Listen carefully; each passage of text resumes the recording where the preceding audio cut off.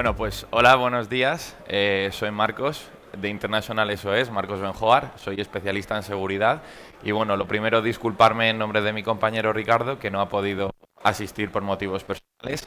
Y nada, hemos empezado la gestión de crisis un poquito y en último momento pues me han mandado a mí y aquí estamos para explicar un poquito cómo manejamos desde International SOS las gestiones de crisis importantes. Vale. Nosotros vamos a abordar 4 puntos en esta media horita que tenemos. La primera es un poco la presentación de International SOS para que veáis de dónde venimos, qué hacemos y así sabéis un poco nuestras capacidades. Y ya luego vamos a entrar más en concreto a lo que es la gestión de crisis. Vale, pues lo primero, una de las más importantes que hemos tenido recientemente, obviamente, ha sido la del COVID-19. Ha impactado a nivel mundial a todo el mundo, tanto particulares como empresas, como gobiernos, y ahí pues International SOS ha tenido una actividad frenética, por no decir imparable en ese sentido. Hemos sido líderes en todos los sentidos ahí.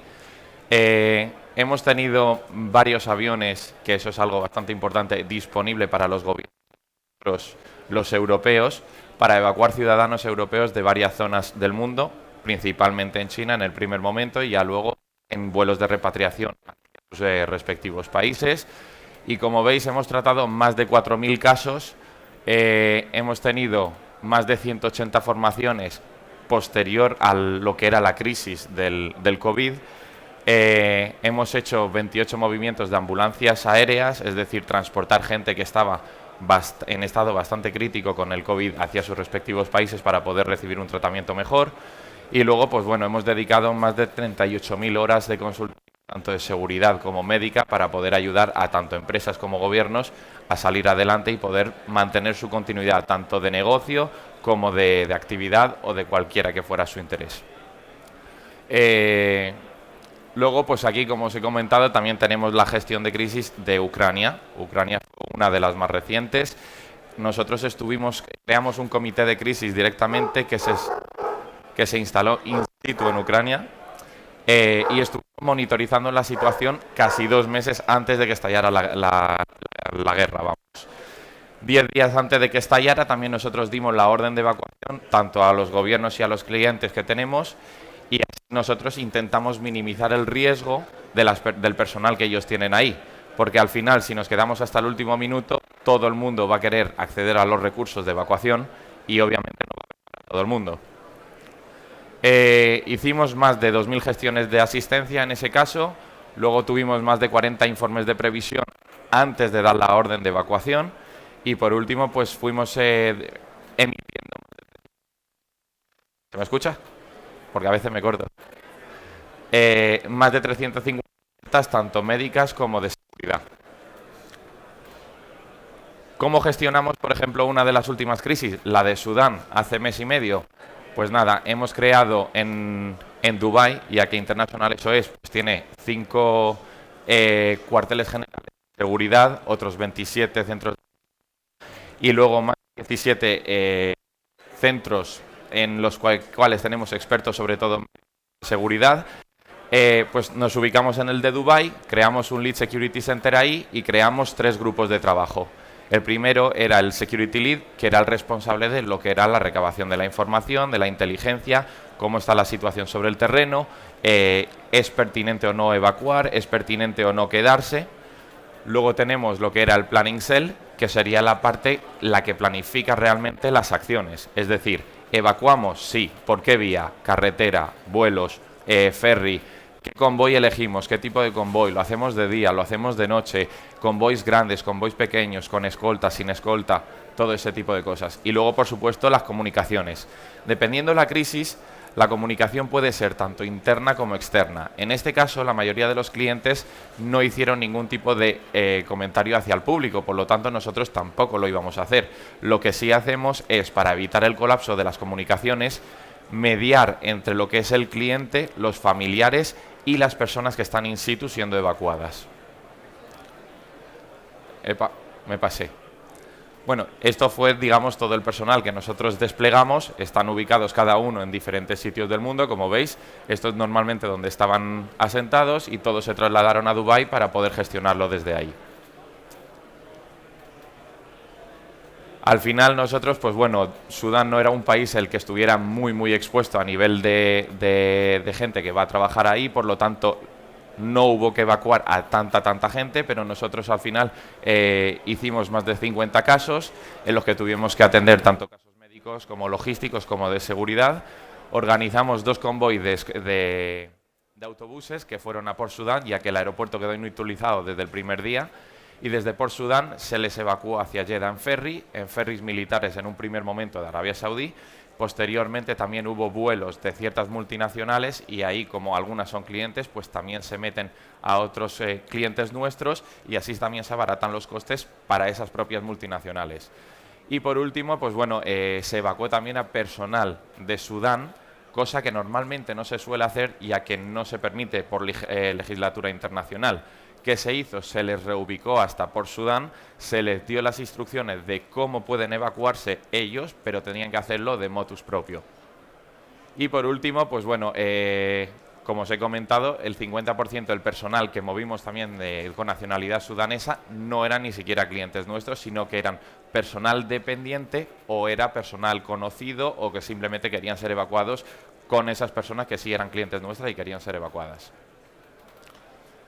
Por lo tanto, como veis, gestión de crisis, gestionamos todo tipo de crisis, puede ser médica, puede ser de inestabilidad tanto social como política, desastres naturales, climas extremos, huracanes, terremotos, todo tipo.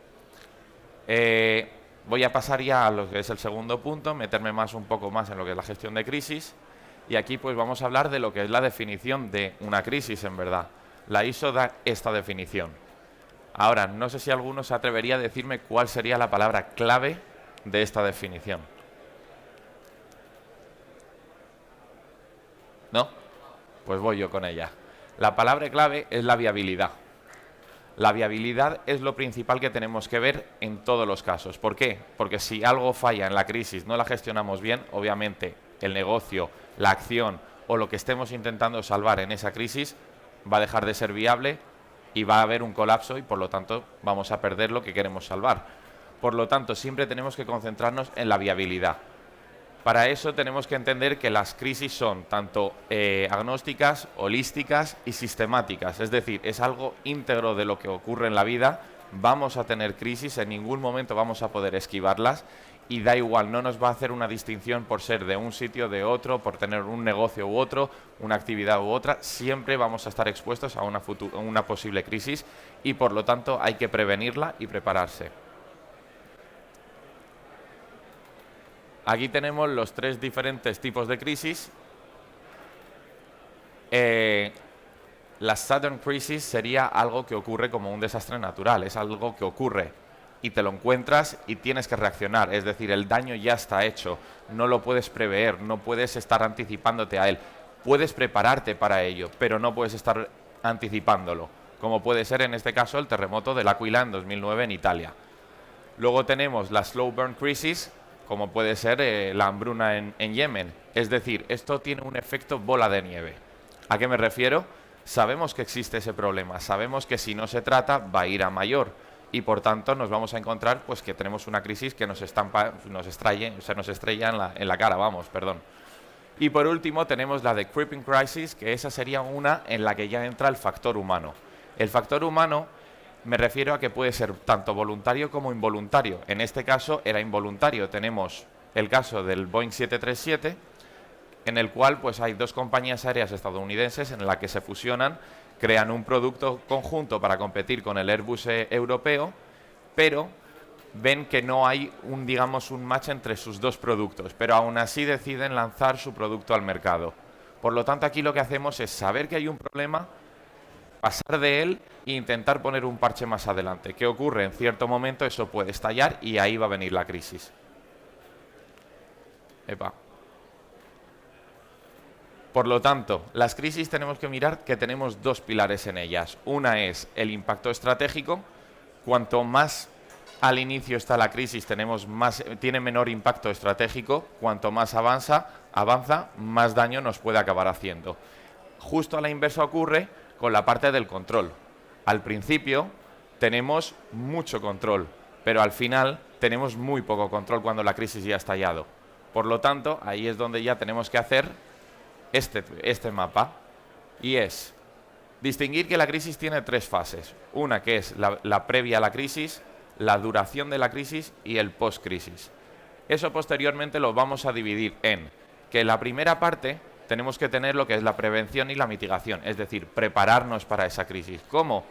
Políticas, alertas, inteligencia, buscar información, preparar a la gente y estar pendiente monitorizando de la situación de donde estamos ubicados. Luego, como veis, justo en el intermedio entre las dos tenemos lo que es la primera respuesta, es decir, la reacción. ¿Por qué? Porque en el momento de que nosotros las alertas, los indicadores nos digan que está en ebullición una crisis, tenemos que saber reaccionar. Ahora, podemos reaccionar de 2 formas. Una, que es la más correcta, es primero crear un incidente, no activar directamente el comité de crisis, el equipo de crisis, y en caso de que eso vaya escalando y vemos que el control no nos hacemos con él y sí le vamos perdiendo, ahí sí activamos el comité de crisis. Y por último, pues bueno, cuando ya estamos en la gestión de crisis tenemos o que actuar o que dejar fluir. Normalmente la gente intenta actuar precipitándose. Hay que dejar fluir la primera parte porque hay que conseguir primero tener claro qué es lo que está ocurriendo y qué es lo que podemos hacer. Si actuamos directamente nos podemos equivocar y entonces podemos llegar directamente a lo que es el colapso. Mientras que si conseguimos entender bien qué es lo que está ocurriendo y podemos reaccionar a ello de la forma correcta, podemos ir salvando. Y al final, toda gran crisis es una gran oportunidad. Por lo tanto, es importante el tomarse esa capacidad de frenar, mirar y entender lo que está ocurriendo. Por último, el comité de crisis no es algo que esté activado durante toda la crisis. En el momento en el que conseguimos que la recta se nivele más o menos y tenemos una estabilidad y un control, ahí ya se desmantela lo que es el comité de crisis y lo que sí hacemos es monitorizar la situación. ¿Por qué? Porque puede volver a haber una caída o puede simplemente recuperarse. Normalmente, si las cosas se hacen bien, cuando salvas una crisis, salvas una oportunidad y por lo tanto tiendes a ir hacia arriba. Y por último me voy a meter más en lo que es la fase de la crisis, ni previa ni post, sino la crisis en sí. Y la vamos a explicar. Nosotros la vemos como 3 fases, como os he comentado. La previa, en la que tenemos que identificar los posibles riesgos a los que estamos expuestos. Luego tenemos que detectar cuál es nuestro delta, nuestra falta de preparación, dónde tenemos que dedicar más recursos o menos recursos. Luego organizar cómo queremos gestionarlo para, digamos, mitigar esos riesgos, es decir, planes de evacuación, políticas, preparación a los empleados, a los viajeros o lo que sea, que es la que lleva acto seguido a la siguiente. Luego, en lo que es la parte de crisis, que es donde me voy a centrar en este caso, tenemos estos 4 puntos, que sería la de controlar, estructurar los equipos, resolver y comunicar. ¿Controlar a qué me refiero? Es que cuando tenemos una crisis nos llega un aluvión de información. Todo el mundo emite algo de información. Ahora nosotros tenemos que seleccionar cuál es la información buena, pulirla para que los que vayan a tomar las decisiones puedan actuar en coherencia y no tomar malas decisiones. Y a mí me gusta mucho esta frase y es la de convertir el ruido en sonido.